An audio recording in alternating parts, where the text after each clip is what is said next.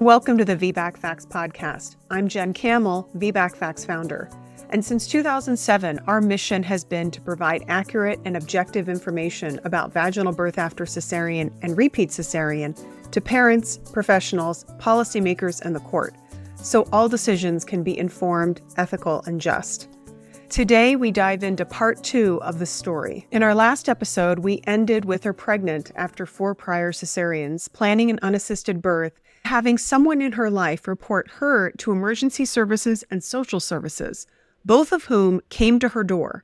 She wasn't in labor, there was nothing happening, and so they left. But now she's scared, and she's wondering what she should do next. Emergency services can disagree with your medical choice and decide to intervene, as we saw in my previous birth. So obviously I did not feel safe being at home. So my children went to my sister-in-law, and I went to a hotel and stayed there for 2 nights. But then it was the summer and so the hotels are booked. So they didn't have any room after 2 days. I went to a friend's couch for 2 days until I found an Airbnb. I had already spoken with them earlier because they're near a pro-women, pro-natural hospital. I just reached out to them at that point and said, can I come? I booked it for 2 weeks. We went there, and on the way, the first thing that happened was I got a call from my family doctor, who had been doing referrals for my blood work throughout the pregnancy. He knew I was pregnant. He said, I was contacted by social services. They're concerned you didn't go to your scheduled C-section. I said, I didn't schedule a C-section. He said, okay. I said, they want me to go over the risks and benefits with you. He said, well, I know you're an intelligent and educated person, so I trust that you understand the risks and benefits. I said, yep. I didn't think my family doctor had additional information to add beyond that. So that was the extent of the conversation. But then I said, but can I ask, is it illegal for me to not schedule a C-section? I'm confused. He said, I have no idea. Do you want to speak with the social worker? I got in touch with the social worker, and I thought, oh, wonderful. Now I'll clarify, and then this will close and we can go home and have So at one point, once I reached out, she was like, very effusive in, this is so wonderful that you're connecting with me because communication is key, and we love when families are open with us and we can resolve this really quickly. Okay, I don't know if I trust her, but it sounds good. I'm happy to remember. I'm not hiding anything. She asked to meet with me, and we met on Zoom. I wasn't comfortable going in person, obviously. We met on Zoom, and I told her my birth history. By the end, she was crying and said, don't worry, I'm going to have this closed today. And I was like, wonderful. Thanks for, taking care of this. Great. So that afternoon, we started driving to this Airbnb, and on the way, I get a phone call from her. She says, I'm so sorry. They can't make you do this, but they're asking if you'll do a psychiatric evaluation. And I burst out laughing. I told her I'm a clinical psychologist, licensed both in Israel and in several states in America. I run a group practice. I give trainings internationally. I'm a supervisor for many clinicians, and I see many of my own patients. I do individual and group therapy. I train internationally. I told her in the interview, Google my name, you'll see my talks. You can assess for yourself as a social worker whether I'm crazy. This is a pretty low bar to force somebody to say that somebody's that incapacitated that they can't make their own choices. Like, come on, how are you going to prove that? So when she called, I was like, this is absurd. What do you even want? She's like, they can't make you, but they're asking. I said, if I do it, will they close it? She said, for sure. So I contacted a psychiatrist. We did an evaluation, and I sent the evaluation to them quite promptly, which is quite impressive because these things could take time to get, but I had it to them by the next morning. And a few hours later, the psychiatrist called and said, I got a call from the district psychiatrist. He just wanted to make sure that I did an appropriate evaluation. We were both kind of confused. Why is he not just trusting the evaluation that he got? The psychiatrist said, listen, I spoke with him at length. He seemed to grasp the situation. He didn't not trust me. It seemed like the conversation went well, so I wouldn't worry about it. I felt comforted, but I decided I'm not going home. There's no way I'm going to feel safe staying at home until the birth. I already paid for this Airbnb for 2 weeks. Let me just hunker down and stay here. And if my husband will go home with the kids, they can get started with camp and whatever else. I decided this has been so stressful, and the social worker can't be trusted. She said multiple times she would close the case, and she's causing me so much stress. It's not going anywhere. I'm not getting anywhere by being open with her. So then I decided, let me block her number just so this way she has my husband's number. She can call him if needed, but I'm not going to take her calls because it's just stressing me out. And I had been obsessively careful about my stress during this pregnancy because stress is connected with blood pressure, blood sugar, placental health, uterine health, tissue health, inflammation, thyroid health, all the things that I was trying to get to be as healthy as possible. I was very careful about my health, my stress. I wasn't going to banter with this person when it wasn't going anywhere. That's when I blocked her number. So I'm going to sleep at almost midnight. I get a WhatsApp with something that said Beit Mishpat, which means court, from a number I didn't recognize. My heart dropped. I went into a state of shock. I've never felt this way. I was shaking so bad I could not get my body to stop shaking. I was so shocked that I hit report and blocks, which made it immediately disappear. So I couldn't even then see it. So I'm starting to Google lawyers, but everybody who I called was like, we'll give you a call back next week. I was very freaked out. So I call my friend and she says, oh my gosh, really bad. They could take your kids. Ugh. That was when I started to go into shock. Yeah. I called my friend who had come to my previous birth, who I'm very close with. She came over. And a different friend of ours, one of the women I had invited to this birth, is just very well researched. She just knows everything. So I asked her if she knows a lawyer, and she connected me with Tabir. She said he's the right person to contact. I contacted him. This is Thursday night after midnight. His assistant answers, says, I'll call you tomorrow. She didn't understand how intense it was. So by the time he got it in the morning, he was like, oh my gosh, you have a hearing at like 11 o'clock in Jerusalem, and I'm nowhere near there. He was like, good that you contacted me. You should have contacted me sooner, but here we are. We'll deal with it. Like, I don't even think I have like a suit on me, whatever. Like, I'm going. So he ran to the courthouse and he was very confident that it was work out. Like, what's the problem already, right? It's like two stories that are meeting together because I am in Israel for a period of time. Normally, I'm coming only for 1 week, no more than 2 weeks. 2 weeks is a lot. I was planning to stay in Israel actually more because it was a summer vacation. So I had more time. Not too long, but I had enough time. And I was busy with other cases. The call came to my personal assistant.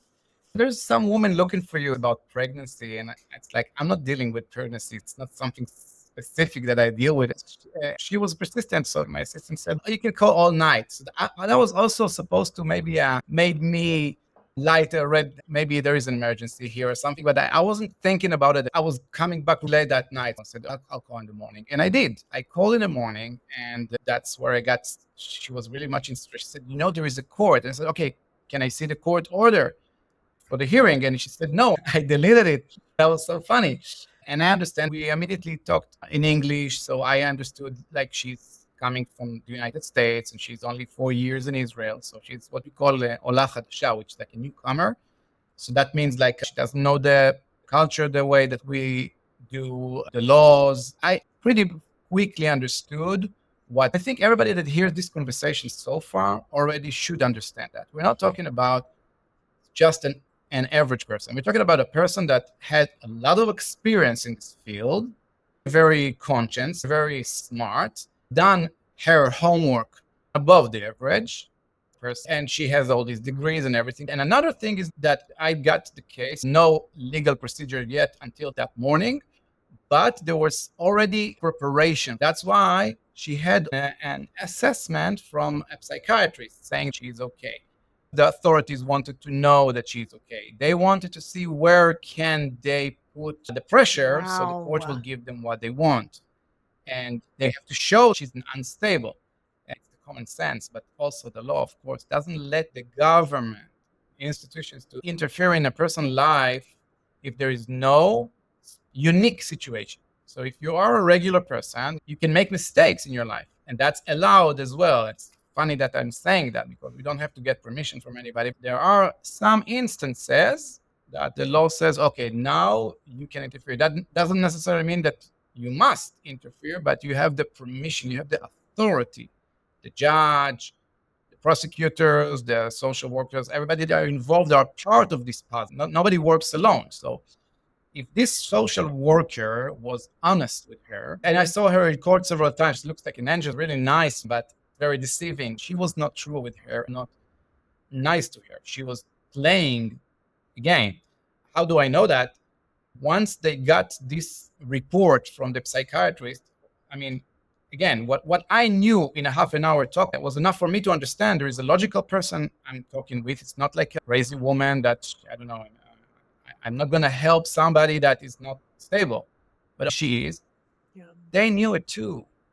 So I realized in those 20 minutes that I understand something. And if I understand that, these people that are already a week with her communication, they should know the law doesn't have permission to step into that domain.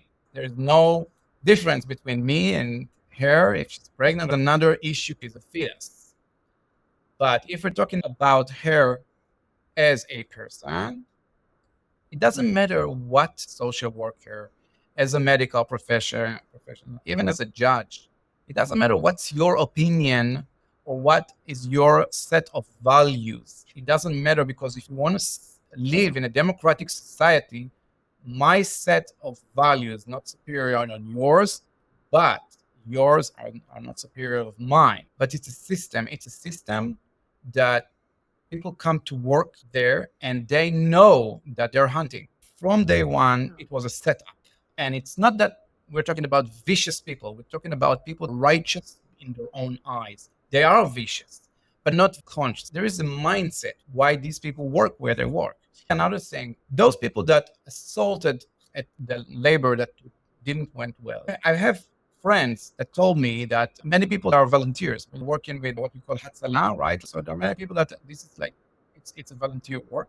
But some people are drawing to that business because they like to see, they like the action, they like the drama, they like to see blood, whatever. I'm not saying it's everybody. I'm not saying that this is like the norm. I'm saying that some people have more, I would say, inclination to operate those services.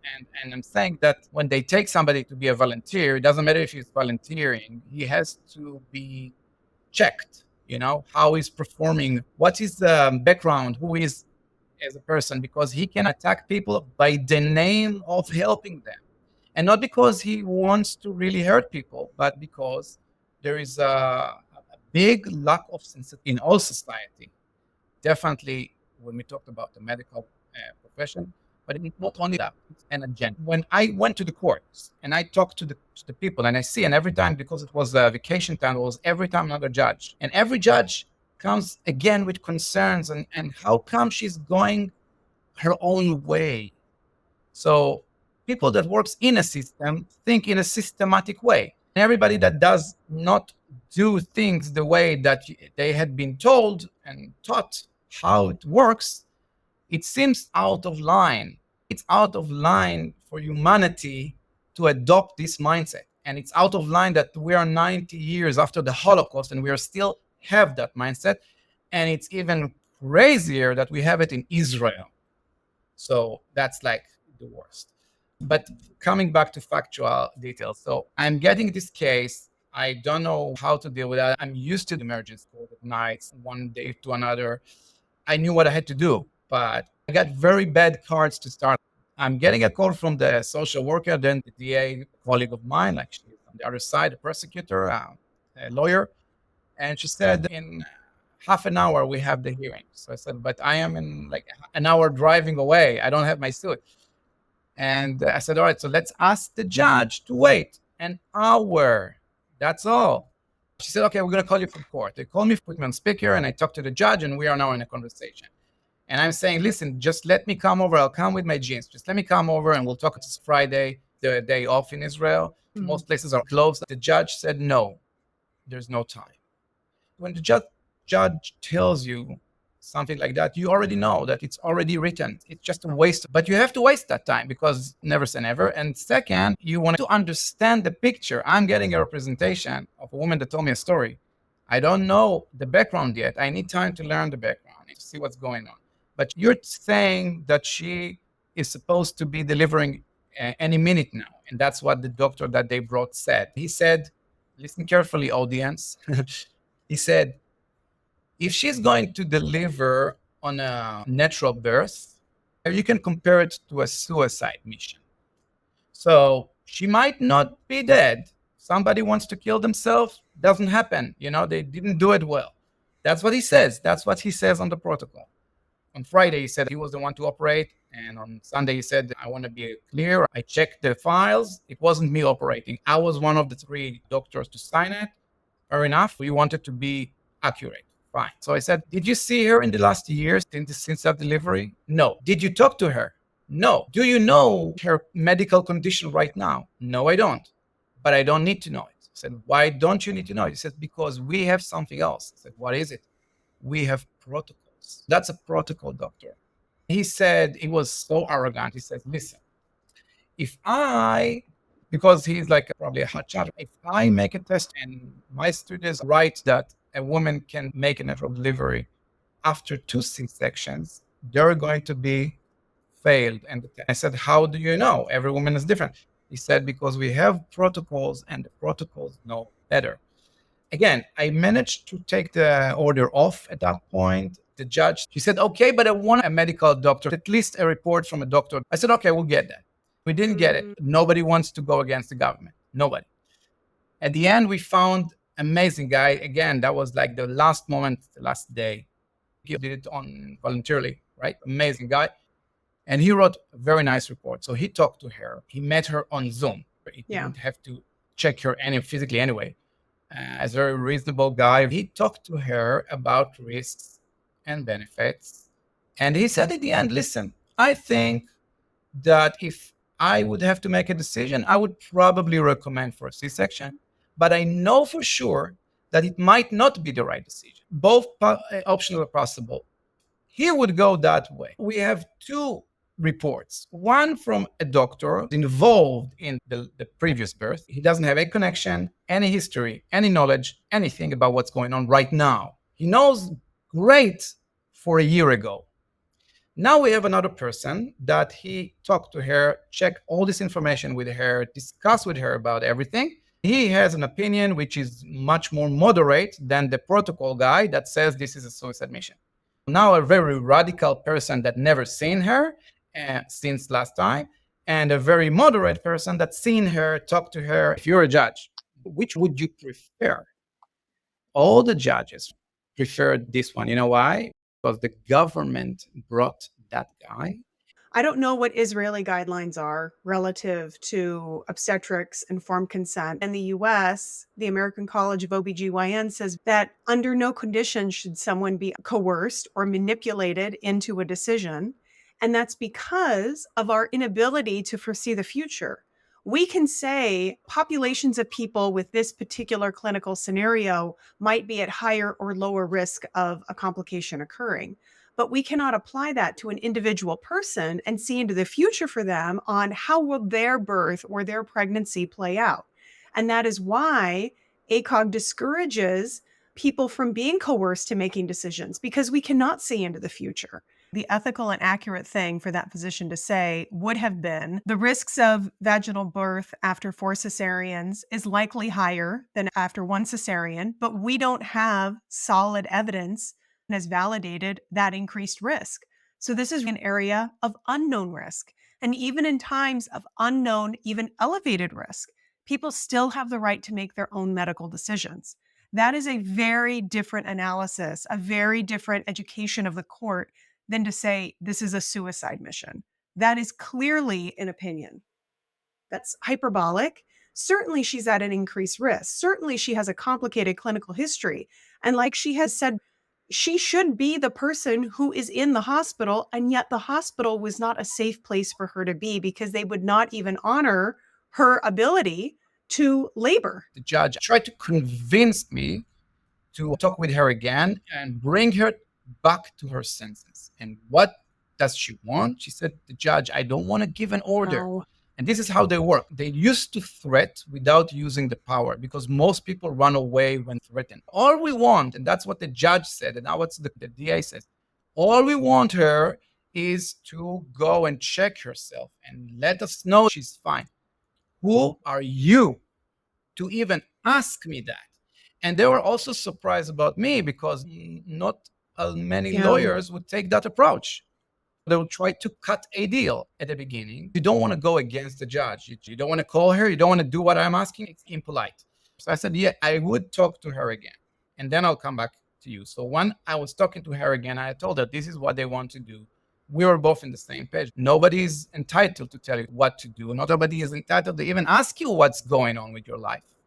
I came back and said, we're not going to do anything. She said, okay, well, we'll let you know my decision. 2 hours later, something like that, I got through the WhatsApp from the DA, the decision of the judge, and she said, there's no other way, we have to do coercion. And she told her on the phone, you don't have authority. The DA still had to give the report from this psychiatrist as it is. But you can see what else they give the court.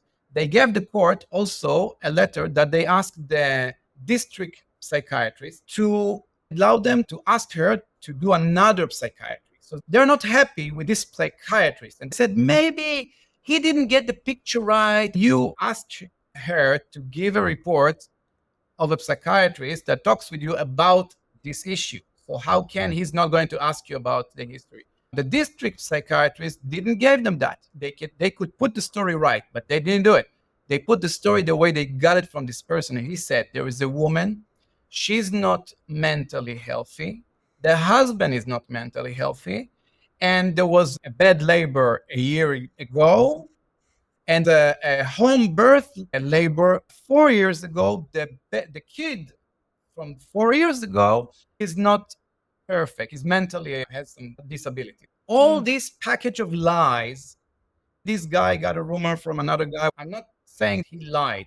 This is the information they got, but they got it a week ago. Why give it to the court? Why that? Why would you send the report as it is?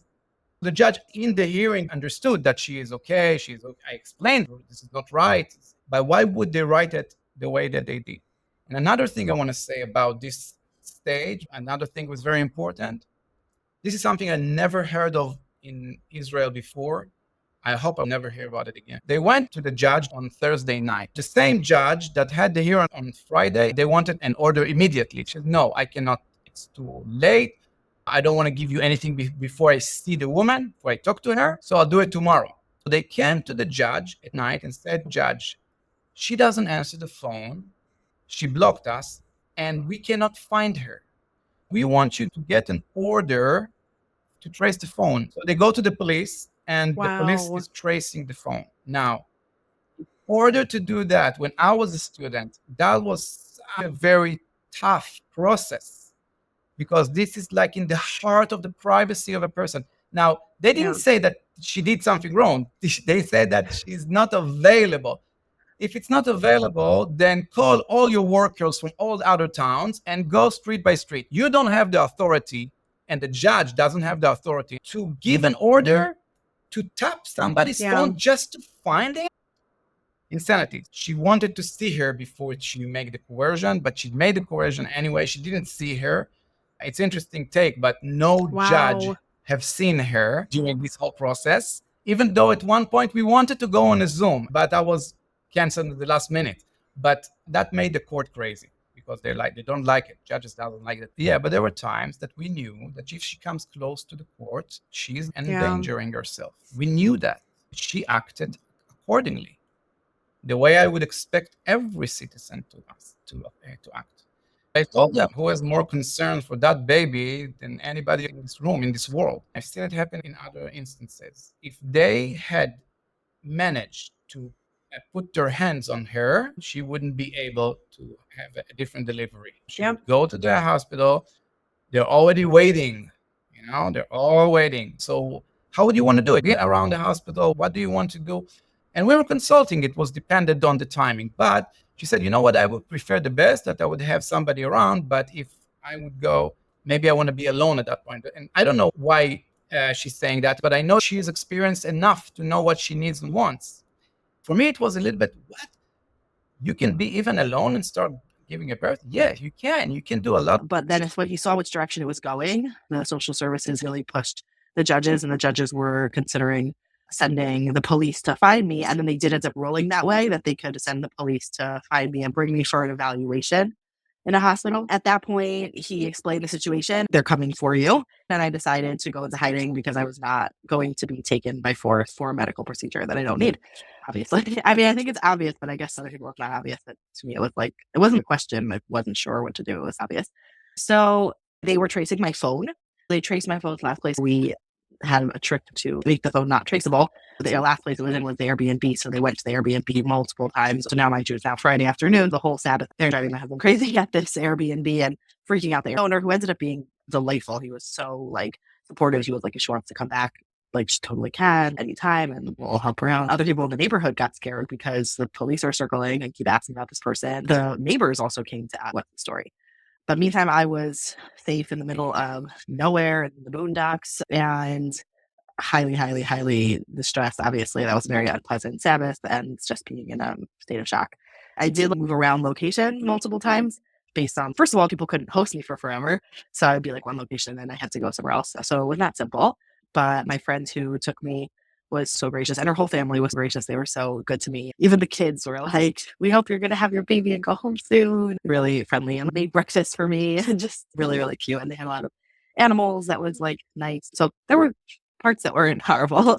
There was this huge dog that they had, and she would go barking outside every time there was like a passing car or something. So I felt much safer. Every time there was a car, she would go out and I would freak out and run to the bathroom. She was like staying near me the entire time, protecting me. So this continued on for a couple weeks.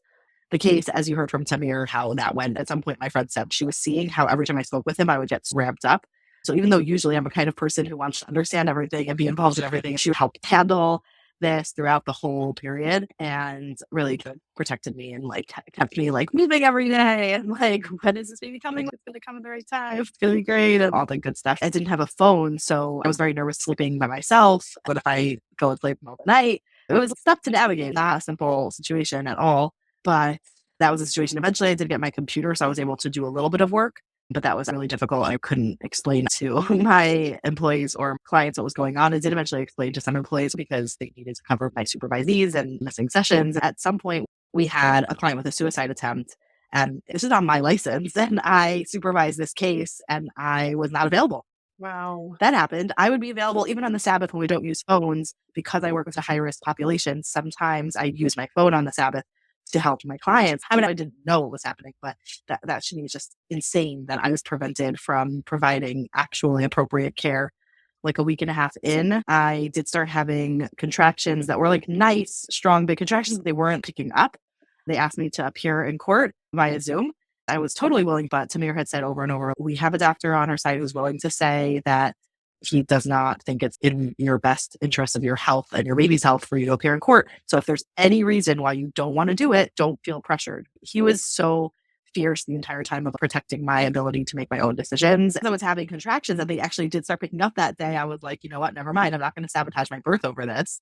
So I didn't go to that court hearing, and they actually were seeing the decision that they weren't happy they didn't comply. Why do I have to comply with anything? I guess obviously should, but I was going to prioritize my baby over anybody else. This continued on with increasing levels of stress. Each time it was assigned to a new judge, there was hope that the judge would say in court, I'm not doing this. This is ridiculous. There's no basis for this case. Amir would say, the judge is on her side. There was even a judge who said, let her know that this is not happening and we're not pushing this and we're going to meet again in 48 hours and that's for sure going to drop or whatever. Judges would say these sentences and then rule the other way. So it seems like there must be somebody who was pushing from behind the scenes, but obviously I don't know. There were also, each time it was like a new decision, it was a new police put on the case. So there was one police who was put on the case who said, Samir, tell her that even if she were in the room next to me, I would not take her. I would just go to her registered address and then leave. He said, we will do everything to protect her. I felt like that was straight from God's mouth. I will do everything to protect you. I was so terrified, given my previous birth, how terrified I was. So to hear those words, not that I trusted the police officer. It wasn't like, I got reassurance in humanity. I got reassurance that God is protecting me and nobody can hurt me if it's not meant to be. So that was helpful. At some point, because it seemed like things were going the right direction, I did take out my phone. And because I had done that, they ruled against us again. I then couldn't be in that location again. So I had to go to a different location. And this third location was so nice. I was like, for sure, I'm going to give birth here. It was such a beautiful location. Every time it was getting to Friday, I was hysterical that the baby wasn't here yet because I just wanted to be with my other kids. Being away from them was just completely insane. We did have one Sabbath that we were able to be all together in that Airbnb because the case was on hold. That was good for everybody. And I was able to explain a little bit, but they are quite young. Each Friday was extremely painful. And the whole neighborhood became aware that I was probably in that neighborhood. And that was really scary. They went to my friend's house, asked the head of that neighborhood to send out a WhatsApp to tell everybody to look out for me. They searched under beds, under a blow-up pool that she had in the backyard. It was also the day after in an Arab neighborhood, 2 minutes away. A Jewish man had been killed by an Arab. There was a ton of police that night. And my friend kept saying, stop freaking out. They're not here for you. There's bigger fish to fry. Nobody cares about you. relax. And I was like, see, this is insane because we do have bigger issues. And yet we're prioritizing this. Her husband yelled at one of the police officers. The country doesn't have anything better to do with your entire shift that we're paying for. We have nothing better to do with your time to spend an entire shift chasing down this woman. What is this? The police officer kept saying, no, we have to save her. I don't know what people think they're saving me from, but that's how they galvanize these police officers. Since our location was compromised, they were searching the neighborhood and told her they're going to come back to her house again. At one point, it was so crazy. I was afraid of going out with the police everywhere because of the killing. The next day, I was like, you know what? I'm going to relax. I'm going to go over and use my computer in her house for a few minutes and then go back. I came. Nobody was there. The police had just been there. So she was going to explain to a friend what was the situation. And she came back and was like, oh my gosh, what are you doing here? She didn't want to freak me out. So I realized I could relax and I here for a few minutes. She encouraged me to go back. But then the next morning we did leave in an unidentified car to another neighborhood. Also earlier that week, another one of the women who I invited to be at my birth, who had been in touch with us this entire time, came just for a day to be with me with her nursing baby. And then her husband called her and said, stay with that woman until she gives birth. That was so special to me and just meant so much to me, like to feel like the pressure was off a little bit. Obviously not a ton, but off a little bit. So me, my friend, this other woman and the baby all go to this other neighborhood to another friend's house. She had like a little cottage I was able to stay in, but this cottage was not nice. There was no bathtub, no air conditioning. I was really disappointed. How am I going to give birth to her? I was still like having these, again, every day I was having contractions, but it wasn't picking up. And again, it was Friday. I'm crying. I was trying to be with my kids.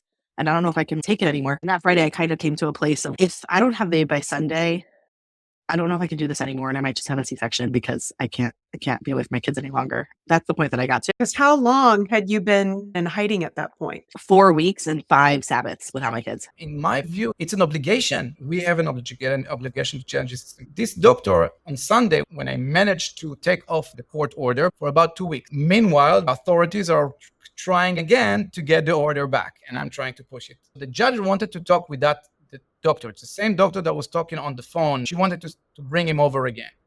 And I'm telling to the judge from the beginning, like it was 2 hours, why go in circles about her condition if you don't have the authority? And she always tried to push it back, and all the judges after her, everybody, including the first one, no one, until we got to the Supreme Court, that has to make the decision and has to finally make a statement. If you don't have the authority, what does it matter how dangerous it is? I just was like crying and crying and crying. And then I could see I was having contractions a little more regularly. And I had like 3 nice ones. And then they guided me back to the cottage. No pressure. So nothing was happening. They were happening maybe every half hour. At some point, I went into the shower, feeling an urge to bear down. We had borrowed a pool from another friend that we went to for acupuncture. I went into the pool and my friend said, you got the purple line. I was like, oh, something's actually happening? Until then, I kept saying, nothing's happening. I can't take this anymore. I was like, oh, something's happening. The purple line is a thing, right? It means something's happening. So then I started feeling, again, my contractions were still half an hour apart, not anything picking up really. But then I started feeling an urge to push and pushed for like less than 15 minutes. I think it was like 4 or 5 push-ins, but my friends say it was a little less than 15 minutes of pushing. The whole time I'd been praying and in constant contact with God. But then that point when I was pushing a few pushes, I was like, God, just let it be the next one. It could just be the next one. It was such a pleasure to ask that at that point. The baby's head came out, 1 more contraction, and then the whole baby came out. I picked him up and I said, are you real? He had a cord around his neck. I pulled the cord off. I think that's another mysterious thing. Use your hands and pull it up. He was just perfect and wonderful. Actually, I did want to stay in the pool until the placenta came out, but it was not coming out. So I moved to the bed and it still wasn't coming out, but I really wanted to leave him attached to the placenta for a while, but I also wanted to go to sleep.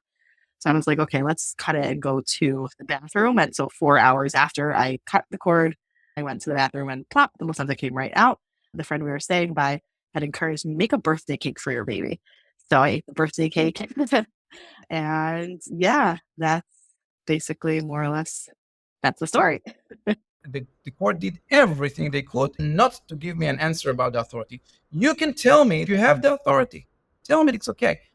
But tell me that. So I can go with that statement. If you don't give me that statement, you're just playing with me. Because it's vacation time, every time it's a different judge. Every judge likes to take this hot potato forward to another person. And nobody wants to really deal with that. So the judge dropped the order, but left the case open. I went to the higher court. And if the higher court didn't give it to me, I went to the Supreme Court. The whole thing was about 10 sessions. 6 in court, few in writing. 2 of those 4 I wrote to the Supreme Court and I said, listen, there's nobody to help me. I'm alone and the government is very strong. So I need your help. You're the only one holding the key to my freedom. They were polite and said, you didn't get any decision about the authority, which is also stupid in a way, because if I ask you about the authority, it doesn't matter who I ask. You have to give me an answer. It's a legal principle. Okay, it's by the law as well, but it's a legal principle because it's a fundamental issue. If there is a debate about the authority, the whole trial is on debate. So you have to make a decision. It's like somebody says to the judge, you have to disqualify yourself. The judge cannot tell him, no, you have to do it now. If you want to leave, leave. But don't say, let's talk about other stuff. That's exactly what they've done. They're trying to do with me. They just picked the wrong client and the wrong lawyer. We went to the Supreme Court. The first and second time they told me, it's not the time yet. They didn't close the door, but they said it's not the time yet. If I got decision about the authority, then they would be forced to step in. But the court, even the Supreme Court says, I don't want this on my plate. And so I was trying to get there twice.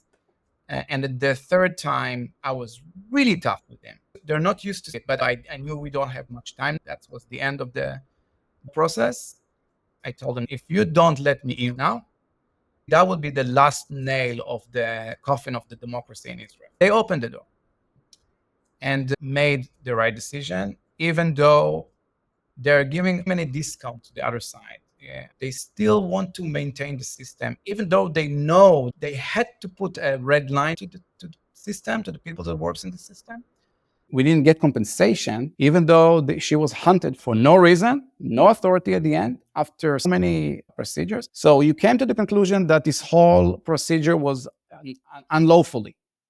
No authority to do that. But at the end you say, however, I'm not giving you compensation because she didn't comply. If the authorities are coming after somebody, and at the end of the day, it's clear by verdict, by the Supreme Court, that was wrong and not based on the law, then how come you can say that she didn't show up when the court wanted her to show up, even though that would endanger her? So again, even the Supreme Court knew they have to do the right thing, and they did, still protecting the authorities. And I told them, how many women don't get here? This woman, okay, she has the opportunity to come.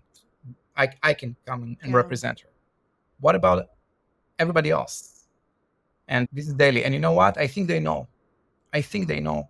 And I will tell you this, Jan. I was thinking about it today, about this talk today. And I said, who is the most important guy today? I think people like you. Not even people like me, or everybody's important and everybody's doing their thing and we are fighting for rights on every place that we can. But you and other people that has this podcast, has this flow of information, because I don't know how many people hear it and listen to it, how many women are going to get this information and say, you know what? I have to be doubtful. There's so many signs today that the medical establishment is so corrupt. How can we have a good science? How did we get to the stage that we have doctors that doesn't see a person, that they see protocols? This woman, she's gone through a lot. She has a lot of experience. You don't want to talk to her, and you're willing to take her forcibly to do everything like that, and how come you can think that way? So I pointed all those things because I want to give some ideas to people to think about. I still think it's a movie. What was the ruling the Supreme Court made? What specifically did they say? And what was the rationale behind it? The Supreme Court ruling was that there is no authority. They went claim by claim. The authorities, when they went to court, said there is a clause in the law. There is a specific law about a guardian. It's about parents normally because they're mostly the guardians. And it deals about their rights and their obligations. So that law specific has a clause about medical coercion and what are the conditions. And then when the DA went to the court, they went and said to the court, we want you to coerce because of this clause. The Supreme Court answered 6 claims, 5 about her, 1 about the fetus. One said those 3 instances that you can coerce. They tried to claim that she could fit she doesn't fit. That was obvious.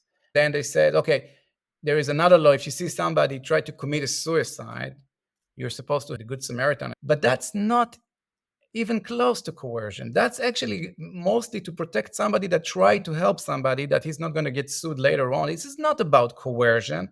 Anyway, they wanted to give a clear answer for future generations. It's good they went one by one, even about the fetus rights. And in all places, they said the authorities could not show any source for authority, for coercion. This is the first ruling of its kind, setting a legal precedent for coerced cesareans in the state of Israel. I think it's the first time that the court in Israel, the Supreme Court, is stating clearly where should be the boundaries for the authorities to step in. And I'm telling you again, Jen, the authorities knew from day one, or at least day two, exactly who they're dealing with, what they're dealing about, and how unlawfully would be to build a case around it. How did you hear about the ruling, and how did you feel about that after being in hiding and having your baby? Yeah. Tamir was in touch with my friends. Once after the birth, they did feel comfortable turning their phones on at that point because they were going to find us there. So they did turn on their phones. They were in touch with him and they heard about, and I called him to ask, and he told me about the hearing. It was really, really, really hard for me to decide to stay in hiding another day. I really wanted to just be with my family and be at home. It was a painful decision. But when I understood how much was hanging on getting this decision to clear, I made that decision. It was only mine to make, but I did make that decision. If I would have had the baby earlier and the Supreme Court decision would have never happened, I would have been free. Like, it would have been over, but that decision wouldn't have been clear and done. And so when I understood how much it meant, not only to me, but for like all women and everybody involved who helped me also, but also like everyone, that we should all be safe, that we should all be able to make our own decisions and even complicated decisions. That's why I think this Supreme Court ruling is especially relevant. You were someone who had a higher risk clinical history. And even then, you still have the right to make your own medical decisions. The state does not have the right to compel you to have surgery. And that's in line with what American ethical guidelines say. Even in situations of higher risk, people still have the right to make their own medical decisions because, as you so eloquently stated, the complications live in our bodies. We are the ones who have to live with it. So thus, we are the ones who get to own that decision. It's not that this was an easy or simple, straightforward decision, but that I should be the one to make it based on complicated factors. That's when I decided to go through with it. And I actually did contact a rabbi to just confirm I was thinking in the right direction. I wanted to hear their thoughts also, and they agreed that it was the right thing. So that was helpful to get a little reassurance that it was the right decision. We waited one day, and then after the hearing, we had a little party, a Thanking God party. And that was special to have that before I would go back into life. And then I went back to life. How did that feel when you heard that the Supreme Court ruled in your favor after everything you had been through? Actually, they didn't rule right away. Right after they said they'll have an answer within like a couple hours. So a couple hours later, they did rule that the police should stop and that they're probably going to rule in our favor, but they're going to put out the full decision tomorrow because of the urgency of the matter. They didn't know I had the baby yet. And then they didn't give it for a full 2 weeks. Oh my goodness. Which was so crazy hard to, it was really hard to sit with this, like, just vague, like, is somebody going to show up my door and now take away my kids? Fear. But I kept, every time I would get freaked out, I would just ask Samir, like, are you sure I'm safe? And he would say, you are safe, you are safe. But when I finally did get it, I actually couldn't even read it so clearly because my Hebrew is not so strong. So I read it, but I didn't feel like I grasped the full thing. And also, like, what does this mean? Like, where is this going to go? Are people going to hear it? And also, like, gratifying. I wanted to ask, as someone who has had 2 unassisted births and a complicated clinical history, how did you go about deciding to have another unassisted birth?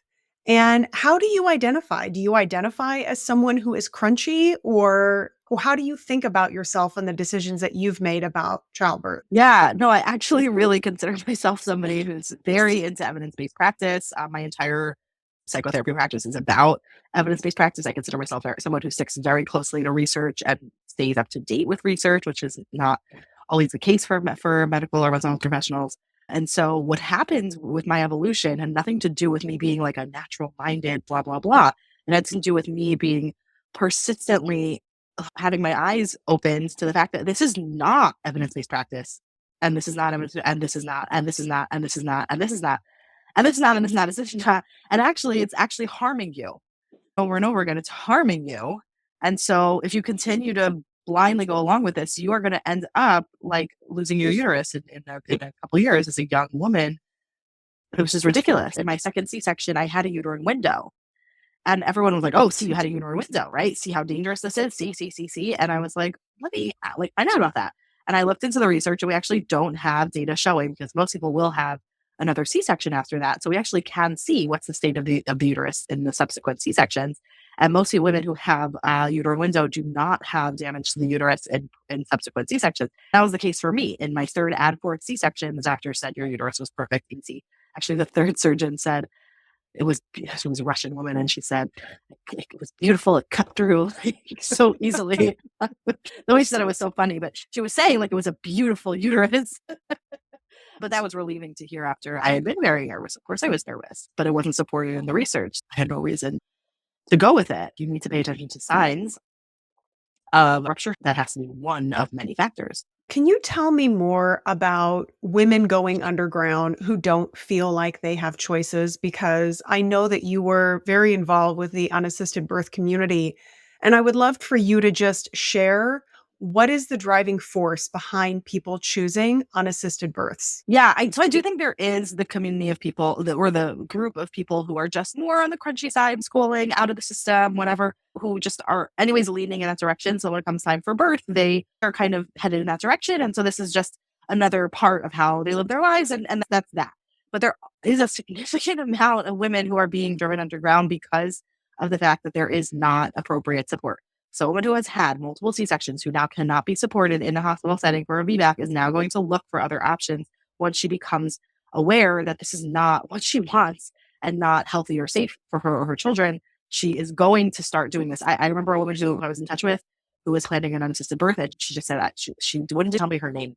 She just wanted everyone to leave her alone. She didn't want anyone to know her. She really wasn't involved with any unassisted birth community in any overt way. But there are many women across all cultures in the Orthodox Jewish community, certainly around the world, in every culture, race, ethnicity, and clinical history.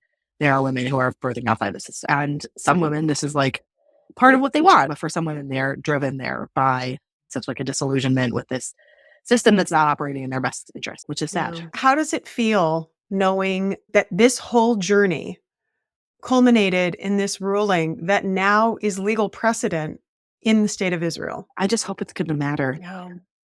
I really wouldn't want it to just slide by. I'm scared it will. It was already law in Israel that women are allowed to make their own choices about their births. The fact that this went so far without a legal precedent, if this Supreme Court decision does not do anything, we're in a scary place. You know, this could happen again. Like you said, this was already established law, just like in the US. It's already established law. Everyone has the right to make their own medical decisions, even if they're pregnant, even after a cesarean, even if a doctor recommends a repeat cesarean. Everyone has that right. And yet there are situations like yours that necessitate it going all the way up to the Supreme Court in order to have that law, that ethical foundation of medicine, validated. I had one more question. Reader Winota said she is courageous. Through all the turmoil in and around her, how has she been so convicted to keep moving forward? So I have not. And I think that that's what's hard for people don't believe me. They think like, you're just in this rebellion place, blah, blah, blah. You're just anti, and I'm not. I have kept my eyes and ears open the entire time. No, I have not been 100% confident about this throughout. No, absolutely not. What helped me was, I'm going to do what makes the most sense now. And if it ever makes the most sense to have a C-section, then that's what I'm going to do. That came with a lot of emotion, fear of just having a C-section after my experiences, but also fear of, am I going to know? Am I going to know if I need one? Or can I trust myself to make the right choice? Can I trust myself to do that? And so really coming to a place of peace took almost the entire pregnancy. Maybe around week 36, I finally got to a place of, okay, there are people in the world who can be hired to perform a service called bringing my child into the world through a surgical fashion when that is needed. I can make that choice in my full capacities at any point. This is what I came to before all this started, right? that can be the decision. That was really hard to hold on to throughout this process. I cannot say that I held on to it 100% throughout the process, because towards the end, I was just terrified of even going out of the house. But that's what helped me. I'm going to do the best thing for my baby, my body, my future children. I can trust myself. I've been very surprised that I have not seen, other than the articles that you sent me, I have not seen any mention of this on social media, in the news. And so I really think it is so important for everyone, birthing people, clinicians, social workers, to hear this story and understand all the ways that the system really failed you, and that ultimately the Israeli Supreme Court ruled in your favor. Yeah, I want to just add that there was one article that was written quite soon after the Supreme Court hearing came out from an author who didn't speak with me or with my lawyer, who just wrote based on reading the Supreme Court hearing, and they twisted it at the end to say, look how liberal Israel is. It's even more liberal than America, that we would even allow an abortion this late in a pregnancy, which was such a shock to me as a religious person. Like, I'm not pro-abortion. And that's something I had thought about a lot before. And what hit me is, what do you mean? I actually am. I'm not pro-abortion, but I'm pro-women being able to make the choice that's best for them and their family. And women are able to make that choice, and it should not have anything to do with the government. So that was something that kind of hit me. I think that what's going on in the world is a tragedy for women. I just hope that this will make waves in that tragedy and wake more people up to the fact that healthy, happy, pleasant, delightful birth can be easy and available for all women. And it should be available for all women. And this should not be the standard of care. Thank you so much for being with us. I'm so sorry for everything you've been through. And I too hope that this ruling in Israel communicates to all of the individuals who were involved in your case and involved in future cases that what is the right thing to do? The right thing is to honor the informed decisions of birthing people. Thanks for having me. Absolutely. And until next time, I'm Jen Camel. This is the VBAC Facts podcast. And remember what we're here for. Our focus is to share accurate information about VBAC and repeat cesarean with parents, professionals, policymakers in the court, so all decisions can be informed, ethical, and just. Thank you so much for joining us today, and I'll see you next time.